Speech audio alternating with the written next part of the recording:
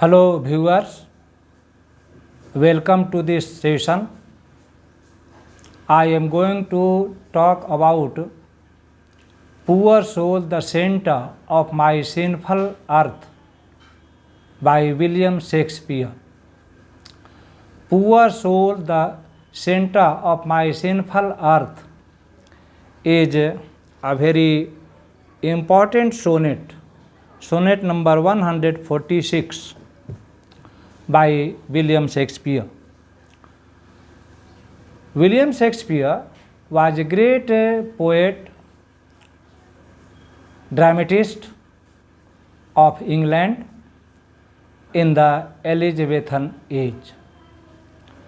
William Shakespeare penned 38 plays comprising comedies, tragedies, and historical plays.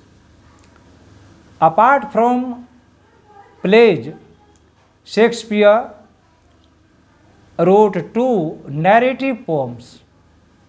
Number one, Venus and Adonis. It is a long narrative poem that deals with love, like that of Meghdut and Lucrece. Besides composing or writing 38 plays, two narrative poems, William Shakespeare wrote 154 sonnets. These sonnets are said to be personal letters of Shakespeare. It is these sonnets in which William Shakespeare has opened up his heart. Shakespeare's sonnet can be divided into three parts. The first series of the sonnets, sonnet number 1 to 18, deals with his deep love for his friend, the Earl of Southampton. The second series of the sonnet from 19 to 26, he addresses 129, sonnet number 19 to 129. In these sonnets, he gives an account of a dark lady of the sonnet. This dark lady of the sonnet is said to be the mistress of William Shakespeare. And the next series deals with his philosophy of life, his friendship, or his philosophy of life, his ideas of life, his thoughts of life. Now, after talking about William Shakespeare as a poet, playwright, and composer of long narrative poems and sonnetia, let me talk about the present sonnet, sonnet number 146. A sonnet is a poem that contains 14 lines. A Shakespearean sonnet is different from a Petrarchan sonnet. A Petrarchan sonnet is divided into two parts, octave and sestet. Octave contains 8 lines and sestet contains 6 lines. Shakespearean sonnet or English sonnet is divided into 4 parts. There are 3 quatrains consisting of 4 lines each, followed by a couplet consisting of 2 lines at the end. Now let me talk about the theme, the summary of this poem. I shall explain and analyze the poem line by line. In this poem, the poet says that human body is mortal. It is subject to decay and death. But human soul is immortal. Human soul is eternal.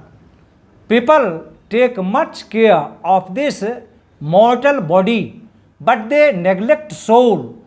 So the poet regrets this thing in this poem, which is sonnet number 146. Now let me analyze it line by line. Poor soul, the center of my sinful earth, these rebel powers that thee array, why dost thou pine within and suffer dearth? Painting thy outward walls so costly gay. In the first quatrain of the sonnet, the poet says that people all over the world take care of their bodies.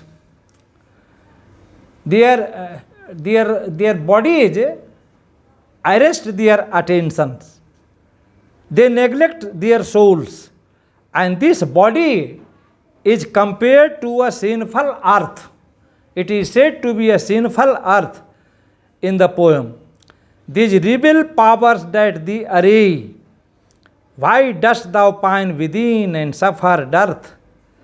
Painting thy outward walls so costly gay. The poet says that people decorate this body with different cosmetics, with different chemicals and things, but they do not take care of their body at all. But this body is a subject to decay and death, but the soul is immortal, permanent, eternal. Why so large cost, having so short a lease, dost thou upon thy fading mansion spend? Shall worms, inheritors of this excess, eat up thy charge? Is this the body's end? In this quatrain, in the second quatrain of the poem, the poet says that the poet asks, why do people take so much care of this body which is subject to decay and death? It is well known that this body lives for a very short time, and after the time is over, this body dies. Why so large cost, having so short a lease, dost thou upon thy fading mansion spend? The poet says that people spend a lot of money on the feeding of this mortal body. They do not take care of soul, which is eternal, which is permanent, which is for good. Dost thou upon thy fading mansion spend? Shall worms, inheritors of this excess, eat up thy charge? Is this the body's end? After the death, this body, when buried, is eaten up by worms, inheritors of this earth, and they are eaten up by them. This is the end of this body. This is the tragic end of this body. The third quatrain follows. Then so live thou upon thy servant's loss, and let that pine to aggravate thy store, by terms divine in selling hours of dross. Within we fade, without we reach no more. In the third quatrain of the sonnet, the poet says that this soul which remains neglected throughout life deserves a lot of attention, a lot of care. People should pay utter care and attention to this soul. And soul, thou live upon thy servant's loss. This soul lives upon the body, and the body lives upon death. And let that pine to aggravate thy store, by terms divine in selling hours of dross, within we fade, and without we reach no more.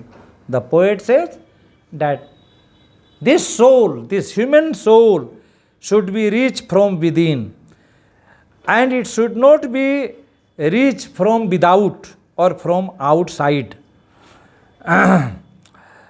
In the couplet of the sonnet, the poet concludes the sonnet thus: so shalt thou feed on death, and feeds on man, and death once dead, there is no more dying then.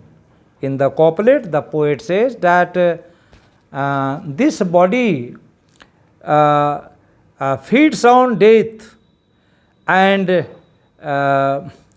that feeds on man, and death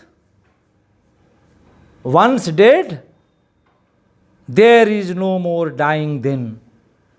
When a man dies, he enters into the heaven permanently. There is no fear of death again in his life. John Donne also talks about the immortality of soul in his famous poem, Sweetest Love I Do Not Go. He also says that this body is subject to decay and death. This body is mortal, but soul is permanent, soul is eternal. So, instead of taking much care of this body, we must take care of our soul. Thanks a lot.